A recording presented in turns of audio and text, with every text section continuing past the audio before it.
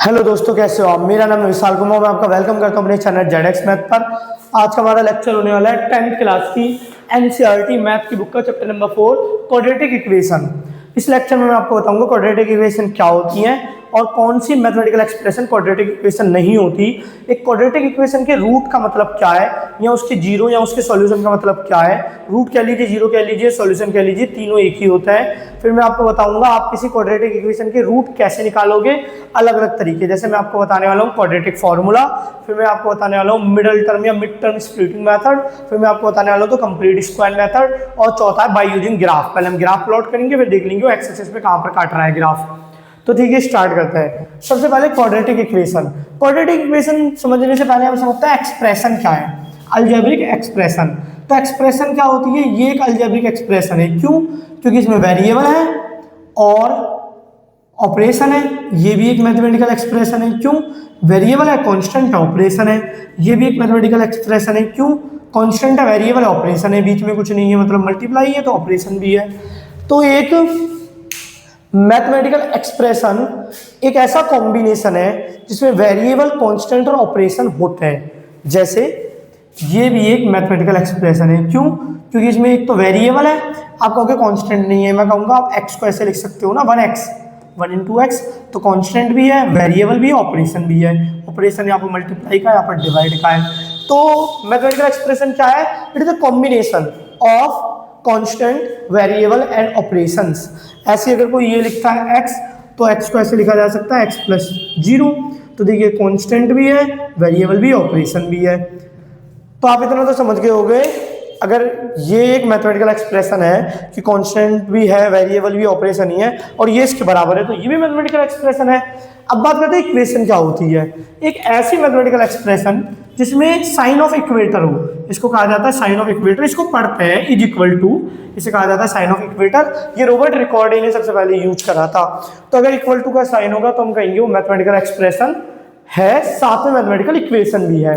अगर equal to का sign होगा तो मैथमेटिकल एक्सप्रेशन होते हुए मैथमेटिकल इक्वेशन भी बन गई। मतलब ज्यादा करेक्ट स्टेटमेंट क्या होगा, it is a mathematical equation. अब समझते हैं क्वाड्रेटिक का मतलब क्या होता है। अगर आपने मेरी 10th क्लास की सेकंड प्लेलिस्ट देखी है, 10th क्लास की सेकंड प्लेलिस्ट क्या थी, 10th पोलिनोमियल्स, तो उसमें मैंने आपको बताया था पोलिनोमियल क्या होता है, और जिस पोलिनोमियल की डिग्री 2 होती है उसको कहता है क्वाड्रेटिक पोलिनोमियल। तो ये क्वाड्रेटिक पोलिनोमियल नहीं है, पर ये क्वाड्रेटिक पोलिनोमियल है, क्योंकि इसकी डिग्री क्या है, 2। अब जरा ये समझते हैं यहाँ पर क्या लिखा है। Quadratic equation, it is a polynomial, ये पोलिनोमियल होगा। इक्वेशन ऑफ डिग्री 2, इसकी डिग्री 2 होगी। डिग्री 2 क्या होती है, देखिए आगे लिखा है, which mean the highest power of the variable is 2। Variable की हाईएस्ट पावर 2 होगी।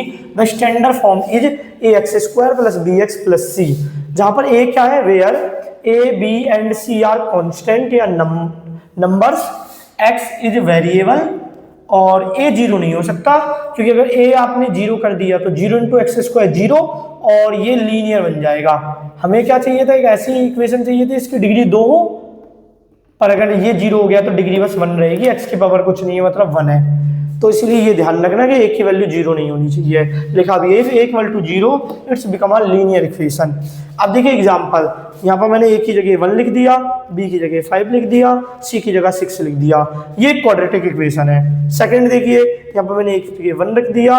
अब देखो आप इसमें x नहीं देख पा रहे, इसका मतलब मैंने b की जगह 0 रखा है, 0 इंटू एक्स 0, तो इसलिए x वाला टर्म गायब हो गया। c की जगह -4 रख दिया, इसमें a की जगह 2 है, b की जगह -3 है, c की जगह 1 है। क्योंकि यहाँ पर लिखा है a b c are constant numbers, तो आप a b c की जगह कुछ भी वैल्यू पुट कर सकते हो, जो आपको मिलेगा वो एक क्वाड्रेटिक इक्वेशन होगी। एक चीज का ध्यान रखना, वेरिएबल की हाईएस्ट पावर 2 होनी चाहिए। जैसे अगर मैं ये लिख देता हूं तो ये क्वाड्रेटिक इक्वेशन नहीं है। ये क्वाड्रेटिक इक्वेशन क्यों नहीं है, क्योंकि वेरिएबल की हाईएस्ट पावर 2 नहीं 3 है। ये क्यूबिक इक्वेशन है, पर क्यूबिक अभी हम नहीं कर रहे, हमारा टास्क है इतना। ये क्वाड्रेटिक इक्वेशन है, क्योंकि इस पार्ट की से हटा देता हूँ, इस पार्ट की हाईएस्ट डिग्री कितनी है, वेरिएबल की 2। तो ये क्वाड्रेटिक पोलिनोमियल है। अगर मैं इक्वल टू में कुछ लिख दे रहा हूँ तो क्वाड्रेटिक इक्वेशन भी होगी, क्योंकि इक्वेशन होने के लिए मैं इक्वल टू का साइन चाहिए। तो अब देखिए, आपको इतना तो समझ में आया होगा क्वाड्रेटिक इक्वेशन क्या है।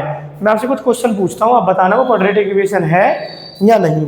तब तक आप वीडियो पॉज करके इतना नोट डाउन कर सकते हो, या फिर स्क्रीनशॉट भी ले सकते हो। तो क्वाड्रेटिक इक्वेशन के लिए आपको क्या चेक करना है? पहली बात तो पोलिनोमियल होना चाहिए, दूसरा कि उसकी हाईएस्ट डिग्री 2 होनी चाहिए। ठीक है, कुछ टर्म चेक कर लेते हैं।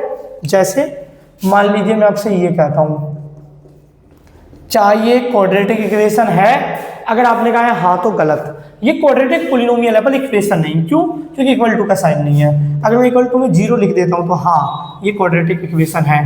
बिना इक्वल टू के ये क्वाड्रेटिक इक्वेशन नहीं है। It is quadratic polynomial not equation. ये क्वाड्रेटिक पोलिनोमियल तो है पर क्वाड्रेटिक इक्वेशन नहीं है। अब मैं आपसे पूछता हूं x square plus 4x plus 7 equal to X square minus 9। अगर आपने कहा है कि क्वाड्रेटिक इक्वेशन है तो आप गलत हो। क्यों? क्योंकि आपको सिंप्लीफाई करना है, इसे स्टैंडर्ड फॉर्म में लिखना है, तब जाके आप बता पाओगे। ध्यान से देखिए, स्टैंडर्ड फॉर्म के लिए मैं राइट हैंड साइड में क्या चाहिए? 0। यहाँ पर राइट हैंड साइड में 0 नहीं है, तो इन टर्मों को लेफ्ट हैंड साइड में ले आइए, राइट हैंड साइड से। तो ये हो गया 4x प्लस 7, ये प्लस का है, यहाँ राइट हैंड साइड से लेफ्ट हैंड साइड में आएगा तो माइनस का हो जाएगा, ये माइनस का लेफ्ट हैंड साइड में आके प्लस का हो जाएगा। अब देखिए एक्स स्क्वायर से तो एक्स स्क्वायर कट गया, ये हो गया 4x, 7 प्लस 9 16। अब बताइए सिंप्लीफाई करने के बाद क्या आपको दिख रहा है इसमें वेरिएबल की हाईएस्ट पावर 2? तो इसका जवाब है नहीं। तो ये क्वाड्रेटिक इक्वेशन नहीं है। आपको सिर्फ यही नहीं देखना कि हाईएस्ट पावर 2 होनी चाहिए वेरिएबल की, आपको ये भी देखना है कि वो हाईएस्ट पावर बची भी रहे, तब हम उसे सिंप्लीफाई करें तो हम उसे स्टैंडर्ड फॉर्म में लिखें। स्टैंडर्ड फॉर्म का क्या मतलब है? राइट हैंड साइड में 0 होना चाहिए। जैसे कुछ और एग्जांपल देता हूँ। क्या ये तो क्वाड्रेटिक इक्वेशन नहीं है, क्या ये क्वाड्रेटिक इक्वेशन है? तो इसका जवाब है हाँ, क्योंकि हाईएस्ट पावर 2 है। क्या ये क्वाड्रेटिक इक्वेशन है? तो इसका जवाब भी हाँ है, क्योंकि हाईएस्ट पावर 2 है।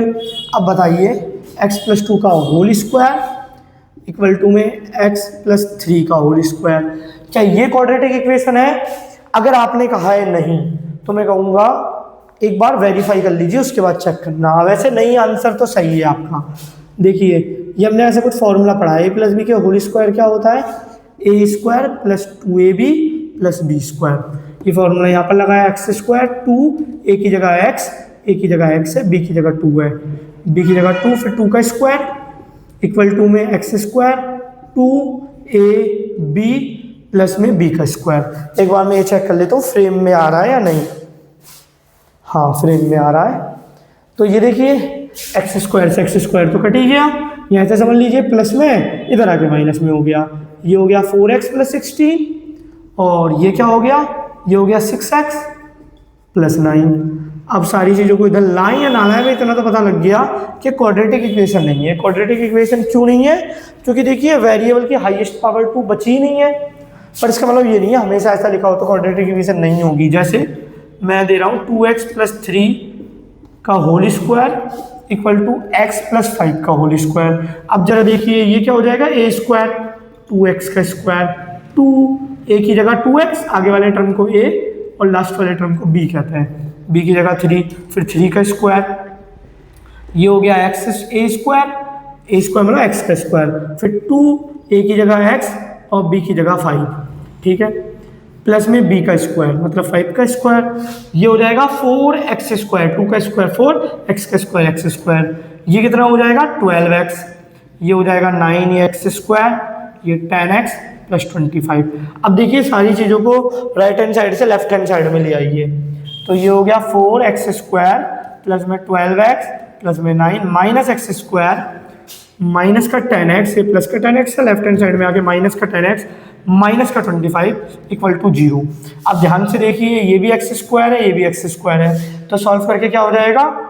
यहाँ पर लिख देता हूँ 3x स्क्वायर, और ये 12x में से 10x गया 2x और 9 में से 25 गया माइनस का 16, प्लस का ये माइनस का प्लस माइनस माइनस साइन आएगा बड़े वाले नंबर का।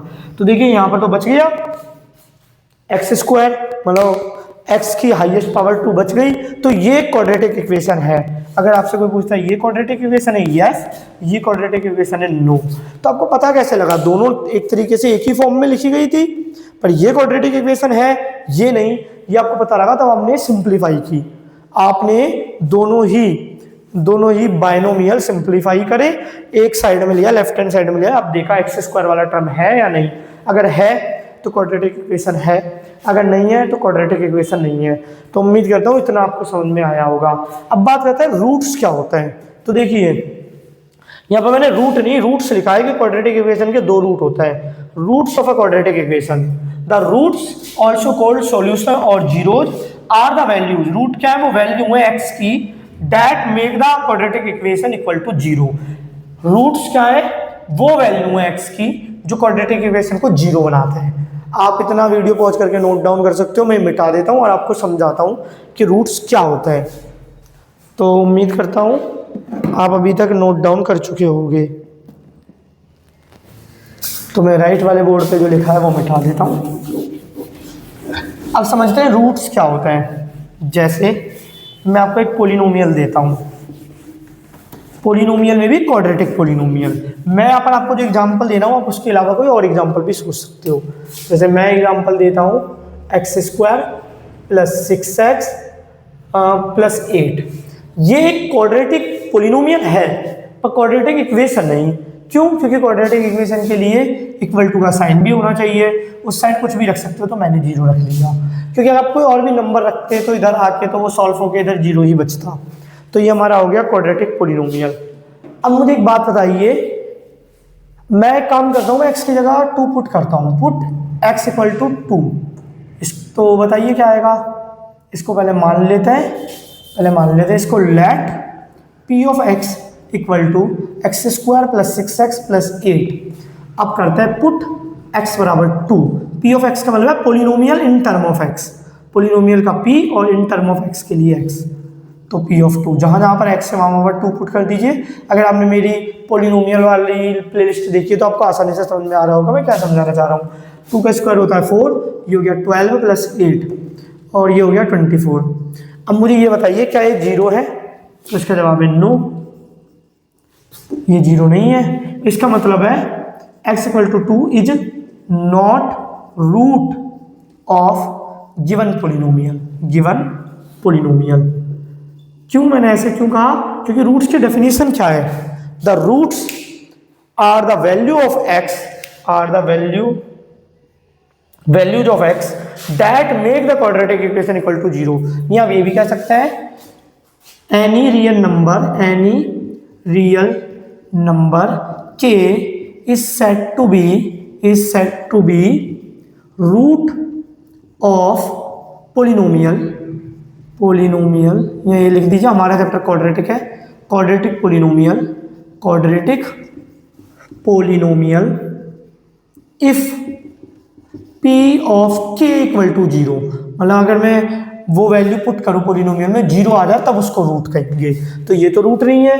एक चीज तो ऑब्वियस है, क्योंकि देखिए सारे ही नंबरों के कोफिशिएंट प्लस के, और अगर मैं प्लस की वैल्यू पुट करूंगा तो कभी भी जीरो तो नहीं आ सकता। सारे नंबर भी प्लस के, मैं प्लस की वैल्यू पुट कर रहा हूँ। तो क्या करते हैं, कुछ नेगेटिव पुट करके देखते हैं। तो एक काम करते हैं, पुट x इक्वल टू -2। तो जहाँ पोलिनोमियल में जहाँ पर x है वहाँ पर -2 पुट कर दीजिए। -2 ये हो गया 8। p ऑफ -2 क्या हो गया? -2 का square 4 -12 plus 8। p of -2 plus के नंबर भी 12 है और माइनस का 12 इक्वल टू 0। तो देखिए p ऑफ -2 क्या हो गया? 0।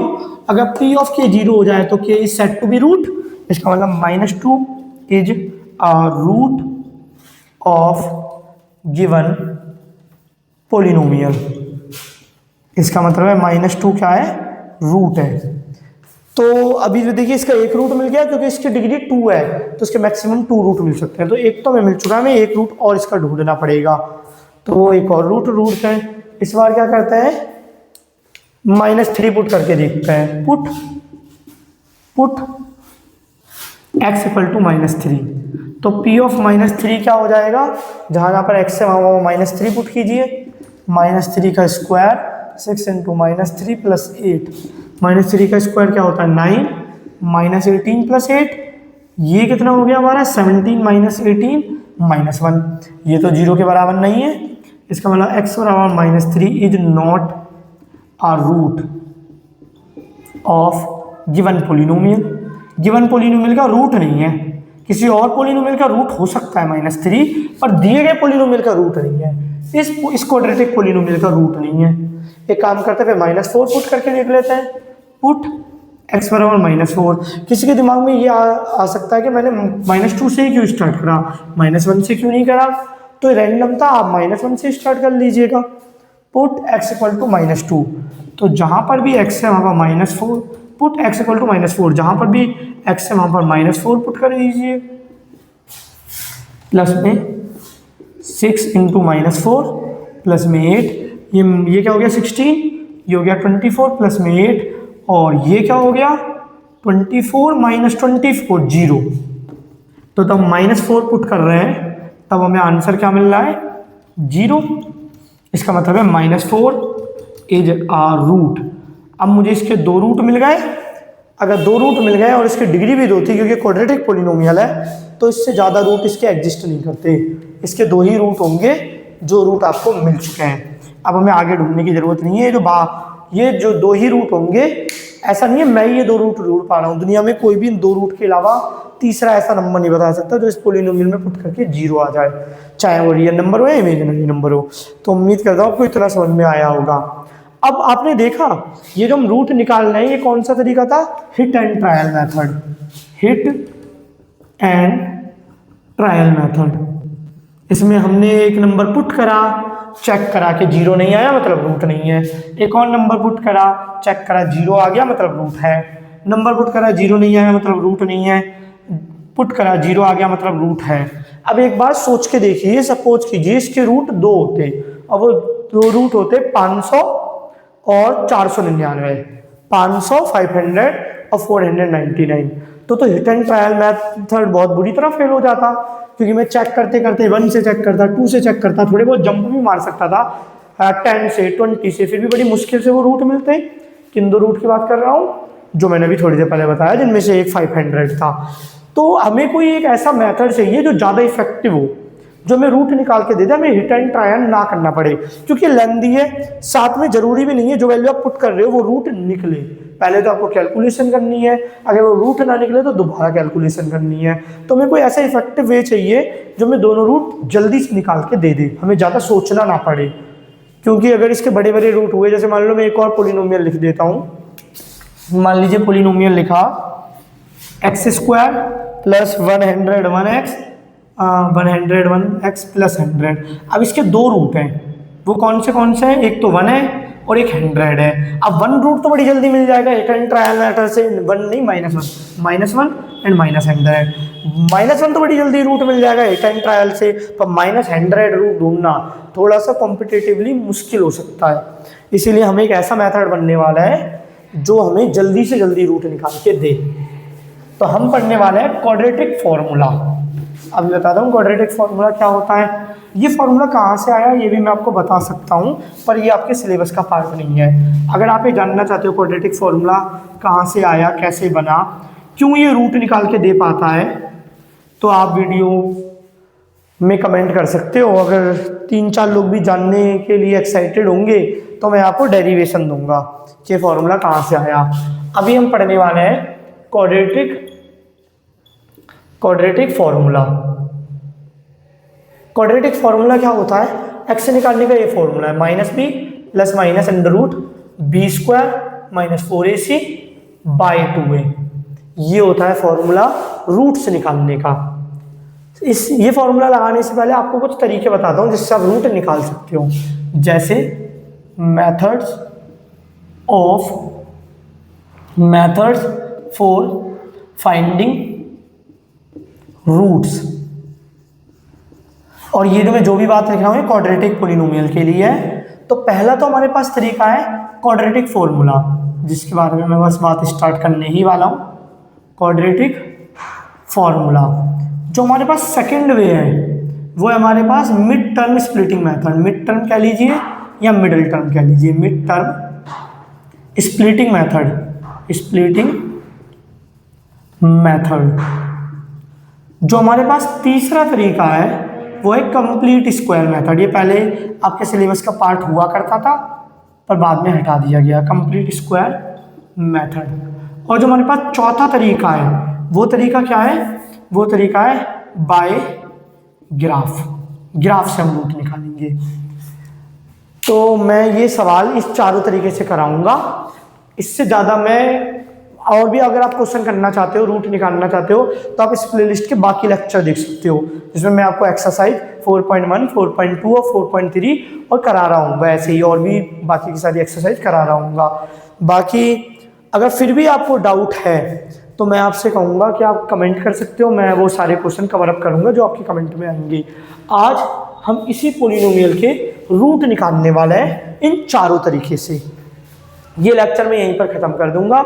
अगर आपको और भी ज़्यादा प्रैक्टिस करनी है, अगर आपको और भी ज़्यादा एग्जाम्पल्स लगाने हैं, क्वेश्चन लगाने हैं, तो आपको आगे वाले लेक्चर्स देखने होंगे, इसमें मैं बहुत सारे एग्जाम्पल्स कराने वाला हूँ।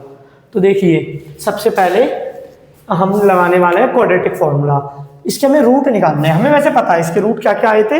इसके रूट आए थे, एक तो याद रखते हैं, एक तो -2 आया था क्योंकि -2 कुट करके 0 आ रहा है, एक -4 आया था, तो इसके 2 रूट आए थे।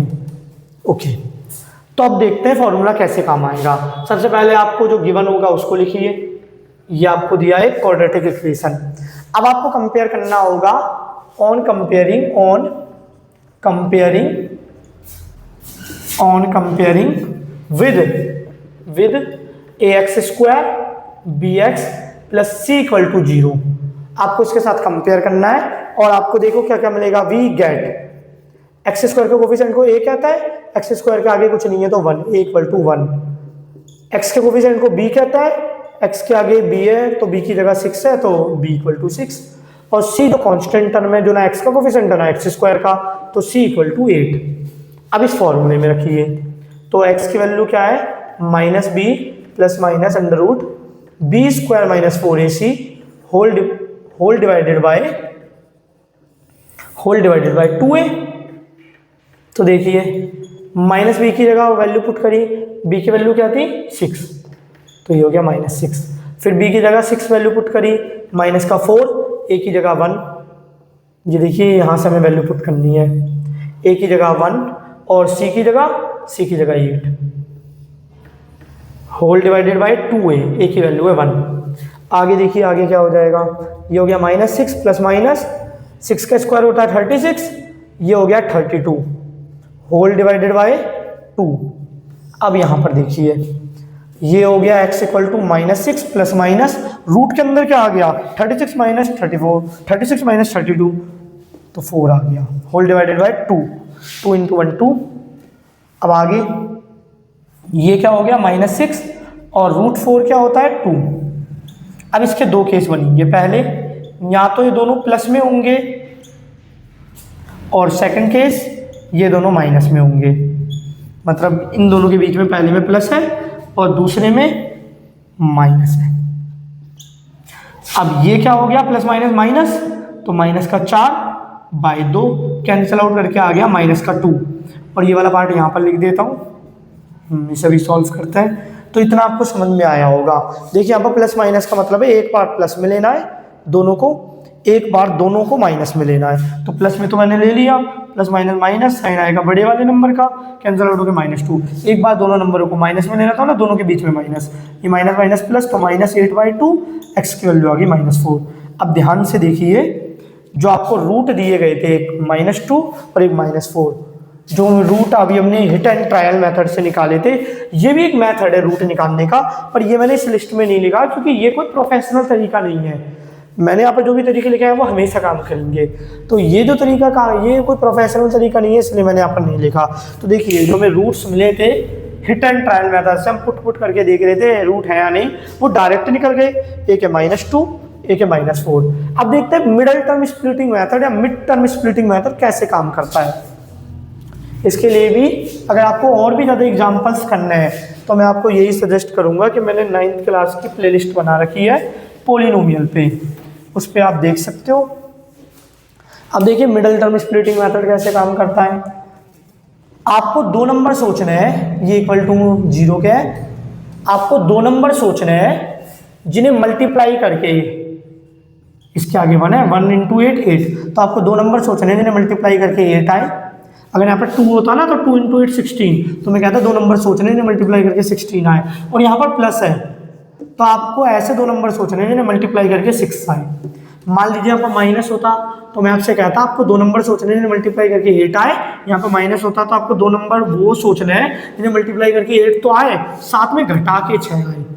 अगर यहाँ पर माइनस होता तो मैं आपसे कहता घटा के 6 आए, पर यहाँ पर प्लस है सवाल में तो हमें प्लस करके 6 आइए। अभी तक आपने नंबर सोच लिए होंगे, वो नंबर क्या है 2 और 4।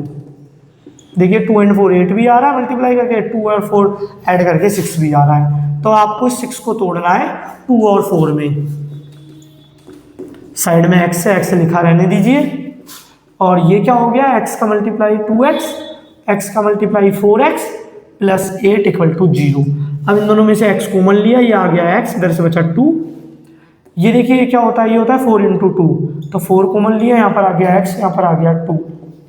अब इन दोनों में से x प्लस 2 कॉमन लिया, यहाँ पर आ गया x, यहाँ पर आ गया 4 इक्वल टू 0।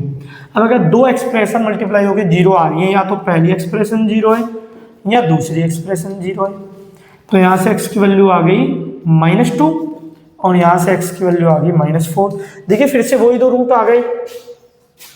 ये था हमारा दूसरा मेथड। दूसरा मेथड क्या था, mid term splitting method. Quadratic फॉर्मूले से भी हमने करके दिखला दिया। ये बात ऑब्वियस है कि आपको एक एग्जाम्पल से समझ में नहीं आ रहे होंगे मेथड, ये बस आपको रेफरेंस के लिए मैं दे रहा हूँ कि इस तरीके से रूट निकाले जा सकते हैं। इस लेक्चर में ये जो प्लेलिस्ट है, ये जो लेक्चर है, इसमें तो इतनी मैं कराऊंगा। जो नेक्स्ट लेक्चर है उसमें मैं आपको डिटेल से बताऊंगा, जो आगे एक्सरसाइज में क्वेश्चन आने वाला है। बहुत ज़्यादा क्वेश्चन हम करने वाले हैं कि हम क्वाड्रेटिक फॉर्मूले का यूज करके कैसे रूट से निकाल सकते हैं।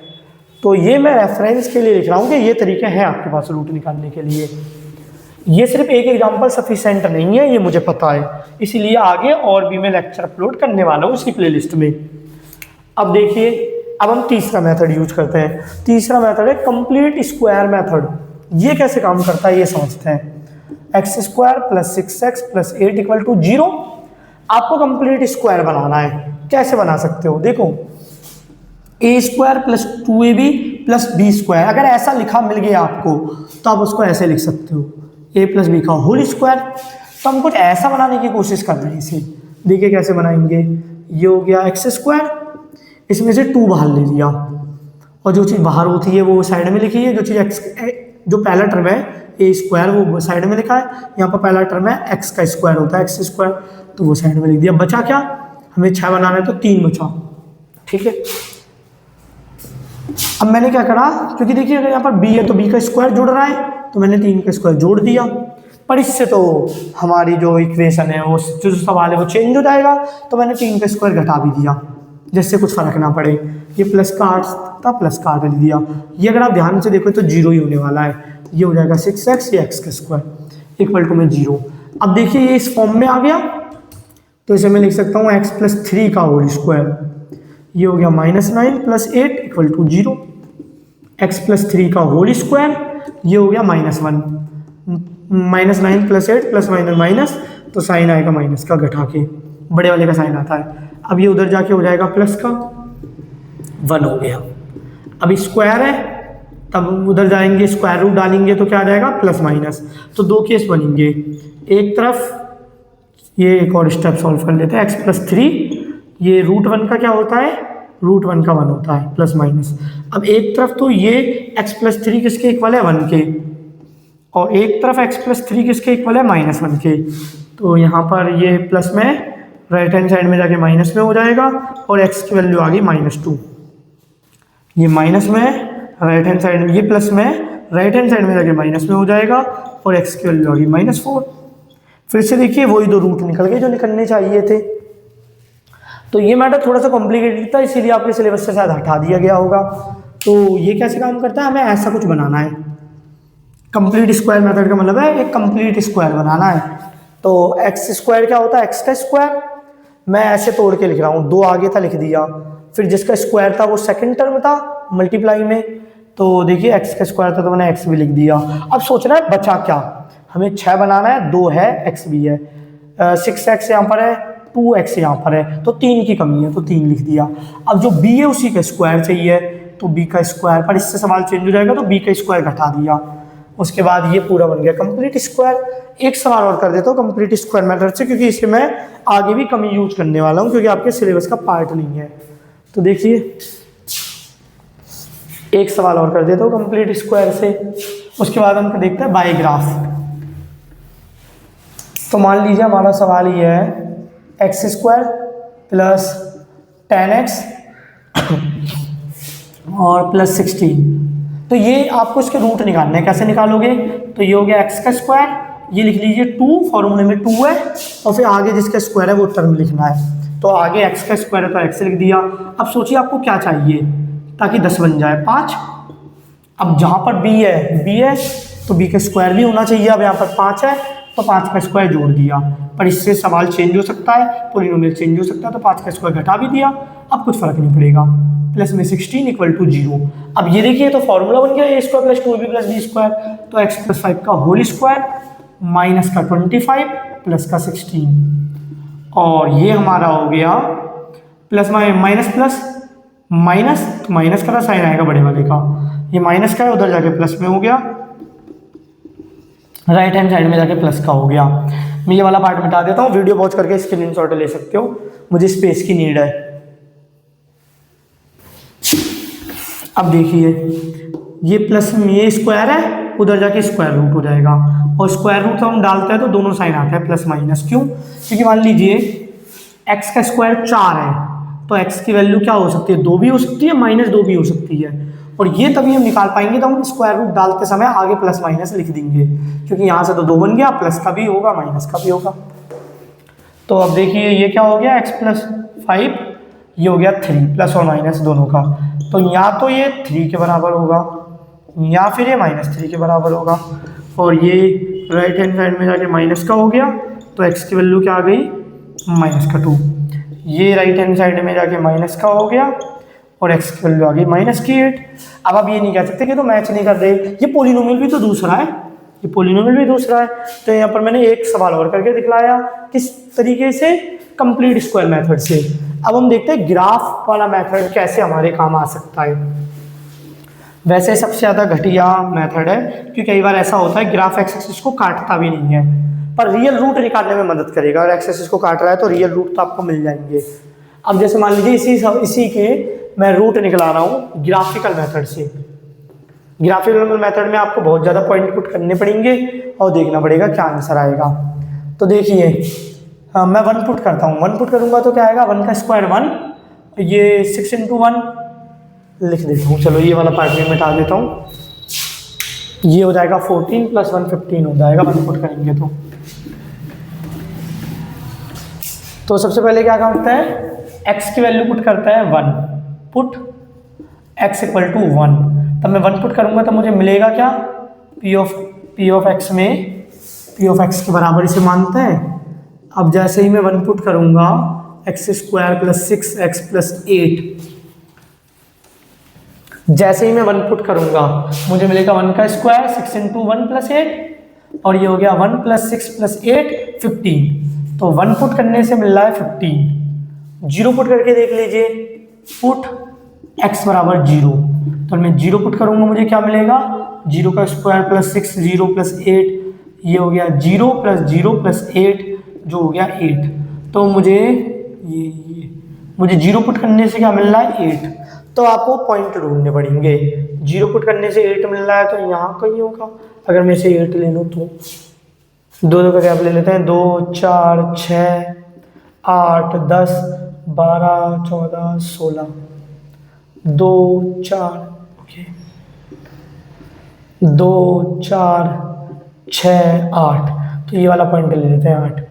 तो ये पॉइंट मुझे मिल गया 0,8। ये 1,15 का होगा, 1 यहाँ होगा, 15 कहीं 10 12 14 16 18, तो 1 यहाँ होगा और 15 कहीं यहाँ होगा।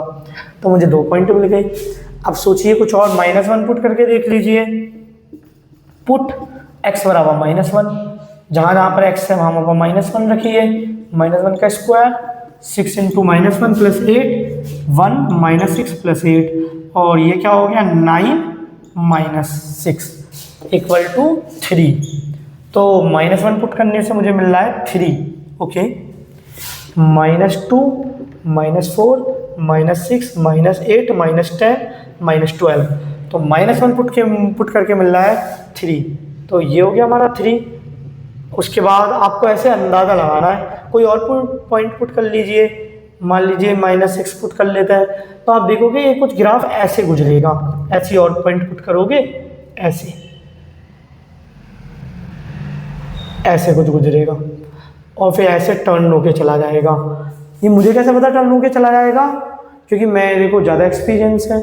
आपको कैसे पता लगेगा टर्न होके जाएगा? जैसे मैंने पुट पॉइंट करे 3, ऐसे ही आपको और पॉइंट पुट करने हैं। -2 पुट कीजिए, -3 पुट कीजिए, -4 पुट कीजिए और फिर उन पॉइंटों को मिला दीजिए। जितने ज़्यादा पॉइंट पुट करोगे उतना ज़्यादा एक्यूरेट बनेगा।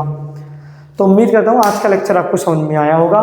आपको सबसे ज़्यादा ध्यान देना है क्वाड्रेटिक फार्मूले पे, कि क्वाड्रेटिक फार्मूले से आपकी बुक में दिए गए सारे सवाल हो रहे हैं। ये जो दूसरा मेथड था मिड टर्म स्प्लिटिंग मेथड या मिडल टर्म स्प्लिटिंग मेथड, ये भी काम का है, ये जल्दी सवाल करके दे सकता है। अगर आप आसानी से वो 2 नंबर सोच लो, इनको मल्टीप्लाई करके और जोड़ के वही नंबर आए जो चाहिए आपको। और ये जो कंप्लीट स्क्वायर मेथड है आपके सिलेबस से हट चुका है, और ग्राफ वाला मेथड ना के बराबर यूज करना है, क्योंकि इसमें बहुत ज़्यादा टाइम लग जाता है और कई बार इनएक्यूरेट भी हो जाता है, इतना एफिशिएंट भी नहीं है। तो हमारा नेक्स्ट लेक्चर होने वाला है जिसमें मैं आपको सारे एग्जाम्पल कराऊंगा चैप्टर नंबर 4 के। उम्मीद करता हूँ आपको समझ में आएगा।